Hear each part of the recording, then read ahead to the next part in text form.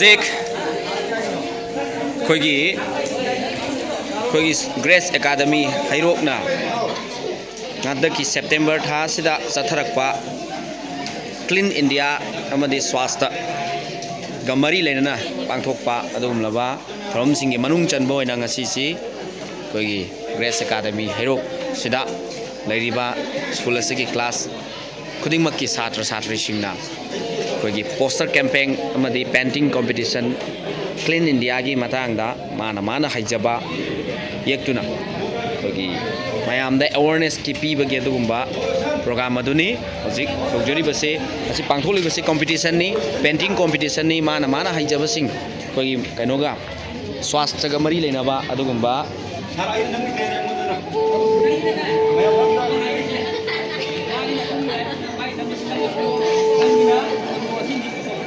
hojik ekoi ngang sing se yek pa hogre hobuda gairi mana hijaba sing yawak kadoribani koi mathang koina horen hoji yek pa hoba koi yek pa hobuda ngari bina hojikti makhoni yek sing se kari yek ibno haibadu koi khangkhiroi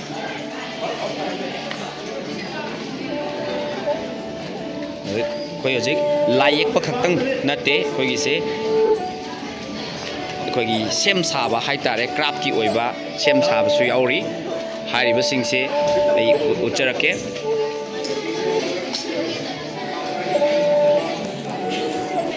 aduga somdana hariba swasthya Clean India siga mari lenana koigi tongan ba dustbin koigi maintain tongna ba dustbin sem saba amadi wasilam seng tauba lung nan bagi adugumba mari lenaba tongan ba crafts ki oiba polam kaya sem sarana ba angang somda maikai amada ngang singna tasalaga leiri okay nazik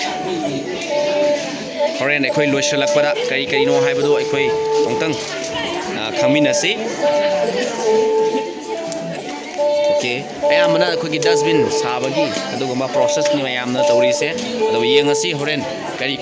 kamaina ekoi sem sarakpage haibasi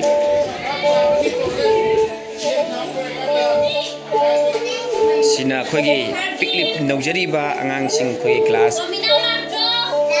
nursery KG class 1 gi angang sing na khogi su angang uma hoja targa su makhogi kokta khoina khanjaba leibo sing do khogi yekthok na bagi damakta khogi ready laikre sina khogi class 2 gi angang sing ni makhogi su haijaba mana Khanjaba wakhalonda khanjaba dustbin maintain tawbagi amadi khogi chingpa turen sina khogi lunan lairak matamda ai khogi nungsit nungsa senglei luna lai haibana chingba wakhalonda angang sing se magi haijaba sing khoi yekchari hojik pik nojari bangang sing asina magi wakhalonda phaujarakpa adugumba ithiladuni hojik yekribase phajaba or phajadaba haibaduna another sense of the thamgraga makhogi wakhalon da su lunan base leiri haibagi adugo mami aduni hojik taribase aduga somdana khogi ngangsingna magi dustbin ayamna dustbin khogi sabagi lamsidadi dustbin ayamba sare adu yengsi horen dustbin nataba atopa kari kolamsing uthorakpage haibado akoi losalakpada yengsi ayamna di dustbin koina dum pure pose amadi mamai sikana loli mai lo lui be masa koi ngang achobo sing khogi mapanda chandaba ngang sing ni somda ta manung sida leiribase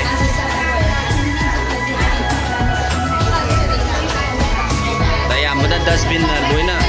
kano tawre dustbin ayamba sare hojik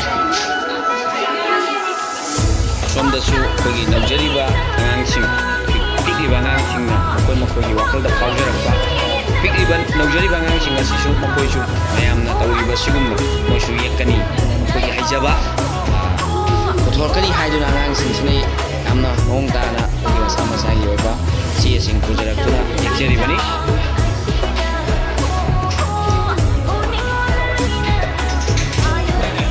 ꯑꯩꯈꯣꯏꯁꯨ ꯁꯣꯝꯗ class 4ꯒꯤ ꯑꯉꯥꯡꯁꯤꯡꯁꯤꯅ ꯑꯩꯈꯣꯏꯒꯤ ꯃꯣꯏꯁꯨ ꯅꯥꯀꯟꯗ ꯃꯐꯝꯁꯦ ꯆꯟꯗꯕꯅꯤ ꯂꯝꯄꯥꯛ ꯑꯣꯏꯅ ꯆꯟꯗꯕꯅꯤꯅ ꯑꯉꯥꯡꯁꯤꯡꯁꯦ ꯁꯤꯗ ꯑꯣꯏꯅ ꯌꯦꯛꯍꯟꯖꯔꯦ ꯑꯗꯣ ꯃꯈꯣꯏꯁꯨ ꯀ꯭ꯂꯥꯁ 4 ꯑꯣꯏꯖꯔꯕꯁꯨ ꯑꯉꯥꯡꯅꯤ ꯑꯉꯥꯡ ꯑꯣꯏꯖꯔꯕꯁꯨ ꯃꯈꯣꯏꯒꯤ ꯋꯥꯈꯜꯂꯣꯟꯗ ꯂꯨ ꯅꯥꯟꯕ ꯍꯥꯏꯕꯁꯤ ꯌꯥꯝꯅ ꯃꯔꯨ ꯑꯣꯏ ꯍꯥꯏꯕꯒꯤ ꯋꯥꯈꯜꯂꯣꯟꯗꯨꯗꯅꯤ ꯑꯉꯥꯡꯁꯤꯡꯁꯤꯅ ꯌꯦꯛꯆꯔꯤꯕ ꯑꯃꯗꯤ ꯃꯈꯣꯏꯅ ꯄꯨꯊꯣꯛꯆꯔꯤꯕ ꯃꯈꯣꯏꯒꯤ ꯑꯣꯏꯕ ꯋꯥꯈꯜꯂꯣꯟꯁꯤꯡ ꯀꯅꯥꯒꯨꯝꯕ ꯃꯤ ꯑꯃꯇꯅ ꯑꯣꯖꯥꯁꯤꯡꯅ ꯇꯥꯛꯄꯤꯔꯨꯕ ꯂꯩꯇꯦ ꯃꯈꯣꯏꯅ ꯃꯁꯥꯅ ꯈꯟꯖꯕ ꯋꯥꯈꯜꯂꯣꯟ ꯑꯗꯨꯅꯤ ꯍꯧꯖꯤꯛ ꯆꯦꯗ ꯇꯥꯔꯛꯀꯗꯧꯔꯤꯕꯁꯦ ꯑꯗꯨꯛꯀꯤ ꯃꯇꯤꯛ ꯑꯉꯥꯡꯁꯤꯡ ꯑꯁꯤ ꯌꯥꯝꯅ ꯏꯟꯇꯔꯦꯁꯇꯤꯡ ꯑꯣꯏꯕ ꯑꯉꯥꯡꯁꯤꯡ ꯉꯥꯛꯇꯅꯤ ꯍꯥꯏꯅ ꯂꯧꯖꯩ ꯌꯦꯡꯕꯤꯔꯤꯕ ꯈꯨꯗꯤꯡꯃꯛꯅꯁꯨ ꯑꯉꯥꯡꯁꯤꯡꯁꯤꯅ ꯇꯧꯖꯔꯤꯕ ꯁ꯭ꯋꯥꯁꯊ ꯚꯥꯔꯠ ꯃꯤꯁꯟꯁꯤꯒꯤ ꯃꯈꯥꯗ ꯑꯉꯥꯡꯁꯤꯡꯁꯤꯅ ꯂꯨ ꯅꯥꯟꯕꯒꯤ ꯍꯥꯏꯅ ꯆꯠꯊꯔꯛꯏꯕꯁꯤꯗ ꯌꯦꯡꯕꯤꯔꯤꯕ ꯈꯨꯗꯤꯡꯃꯛꯅꯁꯨ ꯁꯍꯣꯗꯣꯛ ꯑꯃꯗꯤ ꯁꯄꯣꯔꯠ ꯇꯧꯕꯤꯗꯨꯅ ꯏꯔꯝꯗꯝ ꯃꯅꯤꯄꯨꯔꯁꯤꯕꯨ ꯂꯨ ꯅꯥꯟꯅ ꯑꯃꯨꯛꯇꯪꯗꯤ ꯊꯝꯗꯨꯅ ꯑꯁꯦꯡꯕ ꯅꯨꯡꯁꯤꯠ ꯑꯁꯦꯡꯕ ꯏꯁꯤꯡ ꯐꯪꯗꯨꯅ ꯐꯖꯔꯕ ꯃꯅꯤꯄꯨꯔ ꯑꯃ ꯑꯣꯏꯍꯟꯕꯗ ꯑꯗꯣꯝꯁꯨ ꯃꯇꯦꯡ ꯄꯥꯡꯕꯤꯌꯨ ꯍꯥꯏꯗꯨꯅ ꯑꯩꯒꯤ ꯒ꯭ꯔꯣ ꯋꯤꯠ ꯑꯔꯨꯠ ꯌꯨꯇ꯭ꯌꯨꯕ ꯆꯦꯅꯦꯜꯁꯤꯒꯤ ꯃꯥꯏꯀꯩꯗꯒꯤ ꯑꯃꯗꯤ ꯒ꯭ꯔꯦꯁ ꯑꯦꯀꯥꯗꯃꯤ ꯍꯩꯔꯣꯛꯀꯤ ꯃꯥꯏꯀꯩꯗꯒꯤ ꯃꯌꯥꯝꯒꯤ ꯃꯐꯝꯗ ꯑꯃꯨꯛꯇ ꯅꯤꯡꯁꯤꯡꯖꯔꯤ ꯍꯧꯖꯤꯛ ꯑꯃꯨꯛ ꯂꯥꯛꯆꯔꯤꯕꯁꯤꯅ ꯑꯩꯈꯣꯏꯒꯤ ꯀ꯭ꯂꯥꯁ 3ꯒꯤ ꯑꯉꯥꯡꯁꯤꯡꯒꯤꯅꯤ ꯀ꯭ꯂꯥꯁ 3ꯒꯤ ꯑꯉꯥꯡꯁꯤꯡꯁꯨ ꯑꯗꯨꯝ ꯐꯖꯔꯤ ꯍꯧꯖꯤꯛ ꯐꯖꯕ ꯑꯉꯥꯡꯁꯤꯡꯒꯤ ꯑꯣꯏꯕ ꯋꯥꯈꯜꯂꯣꯟ ꯑꯗꯨꯛꯀꯤ ꯃꯇꯤꯛ ꯐꯖꯕ ꯋꯥꯈꯜꯂꯣꯟ ꯀꯌꯥꯗ ꯌꯨꯝꯐꯝ ꯑꯣꯏꯔꯒ ꯃꯥꯅ ꯄꯥꯝꯖꯕ ꯃꯥꯅ ꯍꯩꯖꯕ ꯃꯥꯒꯤ ꯋꯥꯈꯜꯗ ꯐꯥꯎꯖꯔꯛꯄ ꯑꯗꯨꯒꯨꯝꯂꯕ ꯑꯥꯏꯗꯤꯌꯥ ꯃꯌꯥꯝꯁꯤꯡ ꯑꯗꯨꯅꯤ ꯃꯈꯣꯏꯅ ꯆꯦꯗ ꯇꯥꯍꯟꯖꯔꯤꯕꯁꯦ ꯍꯧꯖꯤꯛ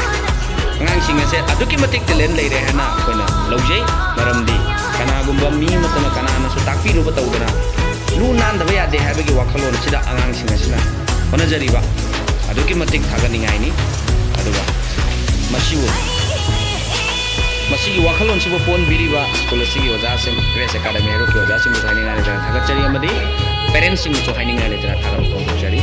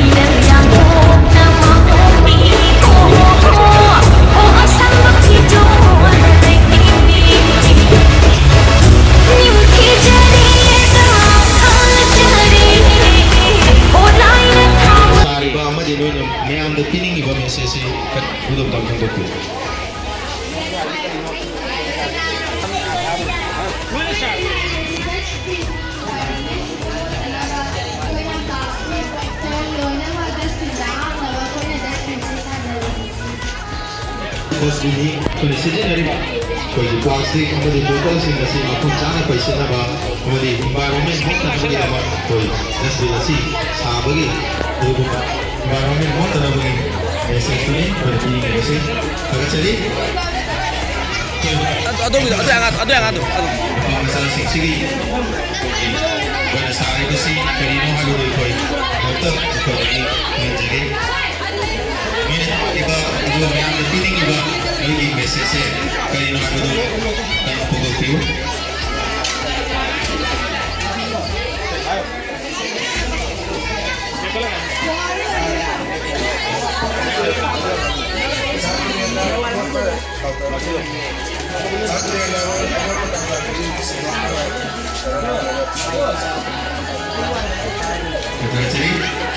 ꯑꯩꯈꯣꯏꯅ ꯁꯥꯔꯤꯕꯁꯤ ꯇꯨꯔꯦꯜꯗ ꯑꯃꯗꯤ ꯑꯩꯈꯣꯏꯒꯤ ꯂꯩꯔꯛ ꯈꯨꯜꯂꯛꯇ ꯐꯠꯇꯕ ꯂꯪꯊꯣꯛꯕꯁꯤ ꯑꯩꯈꯣꯏ ꯐꯠꯇꯦ ꯑꯩꯈꯣꯏ ꯄꯨꯟꯅ ꯁꯦꯡꯗꯣꯛꯃꯤꯟꯅꯁꯤ ꯍꯥꯏꯕꯒꯤ ꯃꯦꯁꯦꯖ ꯑꯗꯨ ꯄꯤꯔꯤꯕꯅꯤ ꯍꯥꯏꯕꯗꯨ ꯐꯣꯡꯗꯣꯛꯄꯤꯔꯤ ꯍꯧꯖꯤꯛ ꯉꯁꯤꯒꯤ ꯑꯗꯨꯒꯨꯝꯕ ꯑꯦꯛꯖꯤꯕꯤꯁꯟ ꯁ꯭ꯋꯥꯁ ꯁ꯭ꯀꯨꯜ ꯗꯦ ꯑꯦꯛꯖꯤꯕꯤꯁꯟ ꯑꯁꯤꯒꯤ ꯂꯣꯏꯁꯤꯜꯂꯛꯄ ꯇꯥꯟꯖꯥ ꯑꯗꯨꯗ ꯑꯉꯥꯡꯁꯤꯡꯁꯤꯅ ꯌꯦꯛꯂꯤꯕ ꯂꯥꯏ ꯑꯁꯤꯒꯤ ꯃꯇꯥꯡꯗ ꯑꯩꯈꯣꯏ ꯁꯣꯝꯗ ꯀ꯭ꯂꯥꯁ 10ꯒꯤ ꯅꯨꯄꯤ ꯃꯆꯥ ꯑꯃꯅ ꯌꯦꯛꯂꯤꯕꯁꯤ ꯀꯔꯤꯅꯣ ꯑꯃꯗꯤ ꯃꯥꯅ ꯃꯌꯥꯝꯗ ꯄꯤꯅꯤꯡꯂꯤꯕ ꯃꯥꯅ ꯍꯥꯏꯅꯤꯡꯕ ꯃꯦꯁꯦꯖꯁꯨ ꯑꯩꯈꯣꯏ ꯀꯔꯤꯅꯣ ꯍꯥꯏꯕꯗ ꯑꯩꯈꯣꯏ ꯃꯥꯒꯤ ꯑꯣꯏꯕ ꯁꯦꯝꯗꯣꯛꯄ ꯇꯧꯖꯒꯦ ꯅꯪꯅ ꯌꯦꯛꯂꯤꯕ ꯁꯤ ꯀꯔꯤꯅꯣ ꯑꯃꯗꯤ ꯅꯪꯅ ꯄꯤꯅꯤꯡꯂꯤꯕ ꯃꯦꯁꯦꯖꯁꯤ ꯀꯔꯤꯅꯣ ꯍꯥꯏꯕꯗꯨ ꯐꯣꯡꯗꯣꯛꯄꯤꯌꯨ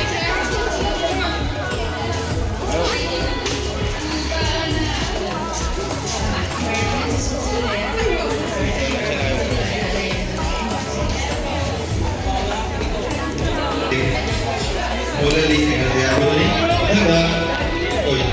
sumili ko isa si Kalino o di piningi mo message si Kalino dali ang iye balay si Kalino o di piningi mo message si Kalino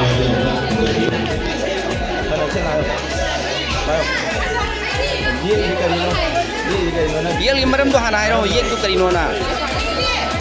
hairo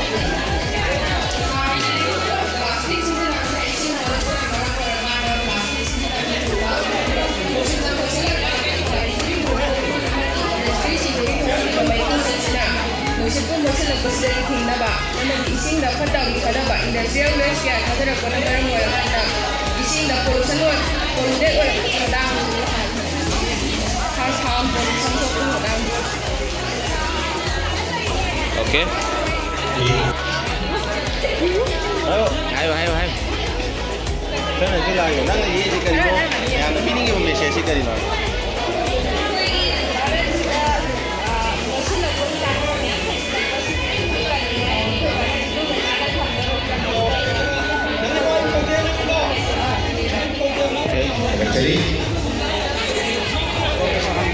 Okay, sige loina na aigi ngasigi blog asi sumatang asi dalo sanjage loina na pangthokliba ngasigi Swas School Mission na sisu Swas School exhibition di sisu matang asi dalo sanjare thagachari puno pupurum jari piling iba di ye iba laisina iba message ru kai no haru ko taminasi ane ye iba laisi kai no amadi me ana piling iba message kai no haru ko eh Pongdo cây là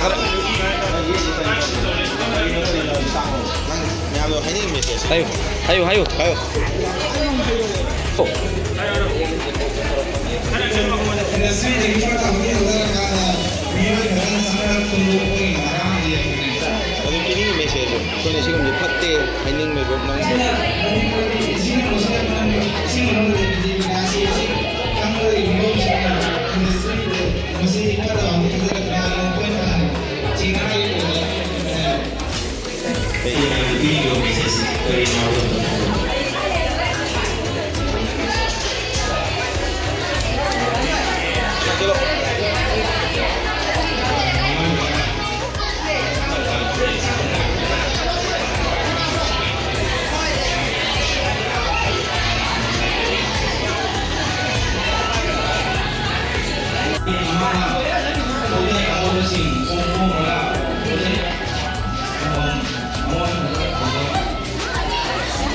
Dapat selalu bicara bahwa kita jadi nanti ini juga bicara si Karino kemudian nanti ini juga bicara si Karino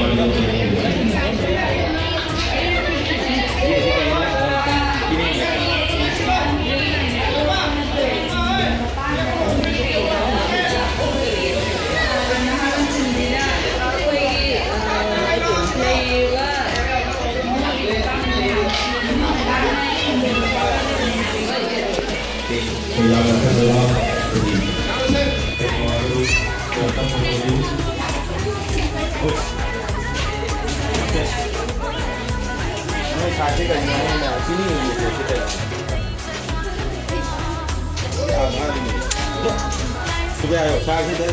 nila Karino na sari po si Karino.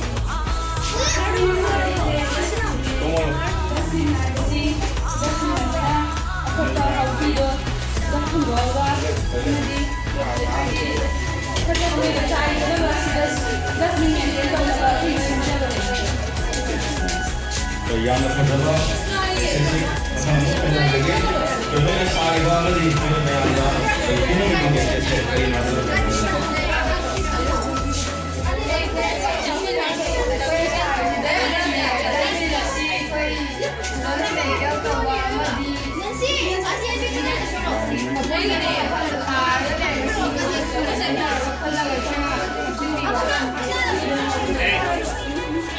ꯑꯩꯈꯣꯏ ꯏꯟꯚꯥꯏꯔꯣꯟꯃꯦꯟꯒꯤ ꯂꯨꯅ ꯅꯥꯟꯅ ꯊꯝꯁꯤ ꯍꯥꯏꯕꯅꯤ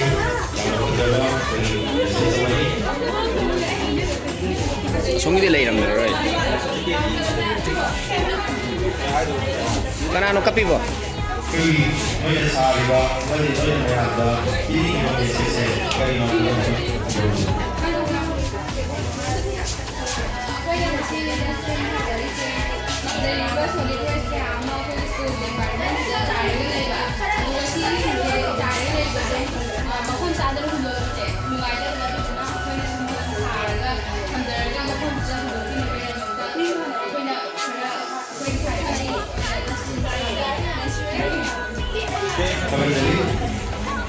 ꯃꯣꯏꯒꯤꯗꯤ ꯃꯣꯏ ꯁꯥꯕ ꯂꯣꯏꯗ꯭ꯔꯤ ꯍꯧꯖꯤꯛ ꯑꯩꯈꯣꯏꯒꯤ ꯑꯉꯥꯡꯁꯤꯡ ꯑꯁꯤꯅ ꯉꯁꯤ ꯁꯥꯈ꯭ꯔꯤꯕ ꯌꯦꯛꯈ꯭ꯔꯤꯕ ꯈꯨꯗꯤꯡꯃꯛ ꯑꯁꯤꯒꯤ ꯁ꯭ꯂꯣꯒꯥꯟ ꯂꯥꯎꯕꯒꯤ ꯇꯥꯟꯖꯥꯗꯨꯅꯤ ꯑꯩꯈꯣꯏ ꯍꯧꯖꯤꯛ ꯂꯥꯛꯏꯕꯁꯦ ꯑꯗꯨꯅ ꯑꯩꯈꯣꯏꯒꯤ ꯃꯈꯣꯏꯅ ꯁꯥꯖꯈꯤꯕ ꯗꯁꯕꯤꯟ ꯑꯃꯗꯤ ꯃꯣꯏꯅ ꯏꯖꯈꯤꯕ ꯁ꯭ꯂꯣꯒꯥꯟꯁꯤꯡ ꯑꯩꯈꯣꯏꯒꯤ ꯄꯨꯗꯨꯅ ꯑꯩꯈꯣꯏꯒꯤ ꯑꯣꯖꯥꯁꯤꯡꯒ ꯂꯣꯏꯅꯅ ꯑꯩꯈꯣꯏ ꯊꯣꯛꯂꯛꯑꯦ ꯍꯧꯖꯤꯛ ꯑꯩꯈꯣꯏ ꯈꯨꯗꯤꯡꯃꯛꯅ ꯍꯧꯖꯤꯛ ꯁ꯭ꯋꯥꯁ ꯄꯔꯤꯛꯀ ꯑꯃꯗꯤ ꯀ꯭ꯂꯤꯟ ꯏꯟꯗꯤꯌꯥꯒꯤ ꯃꯈꯥꯗ ꯉꯁꯤ ꯄꯥꯡꯊꯣꯛꯂꯤꯕ ꯑꯦꯛꯖꯤꯕꯤꯁꯟ ꯑꯗꯨꯒꯨꯝꯂꯕ ꯑꯦꯛꯖꯤꯕꯤꯁꯟ ꯑꯁꯤꯒꯤ ꯂꯣꯏꯁꯤꯜꯂꯛꯄꯒꯤ ꯇꯥꯟꯖꯥ ꯑꯁꯤꯗ ꯑꯩꯈꯣꯏ ꯈꯨꯗꯤꯡꯃꯛ ꯂꯣꯏꯅ ꯁꯥꯇ꯭ꯔꯁꯤꯡꯒ ꯂꯣꯏꯅꯅ ꯁ꯭ꯂꯣꯒꯥꯟ ꯂꯧꯃꯤꯟꯅꯕ ꯑꯃꯗꯤ ꯑꯃꯣꯠ ꯑꯀꯥꯏ ꯈꯣꯝꯗꯣꯛꯄꯒꯤ ꯑꯗꯨꯒꯨꯝꯕ ꯇꯥꯟꯖꯥ ꯑꯗꯨꯅꯤ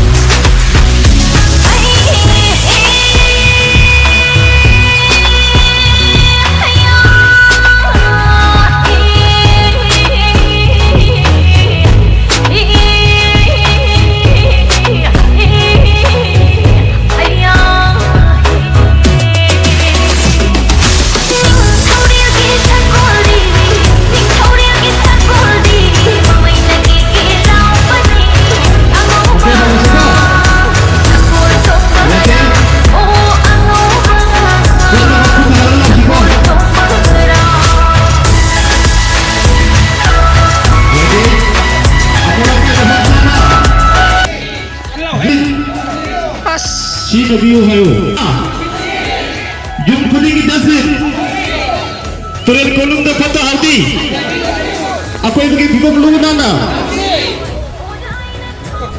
awagan ke yam liam bro yum khudingi dasbin tulen kolum da fata hardi akoy bagi bibam lu nana bukan ke ko kata kana lao be no koi bo Sini kai mi mangda. Satu se kena lau se. Tapi kerja ada tak deba. Jump putih kita sih. Sini kami. Keren kolom dapat tak aldi. Yang kami kan lo. Apa yang bagi kita belum nana. Apa nak kau dapat sana? Yum khudingi dustbin turet kanungda fatta hardi akoy dugi bigum luna na abula kay mafam jana yum khudingi dustbin turet kanungda fatta hardi akoy dugi bigum luna na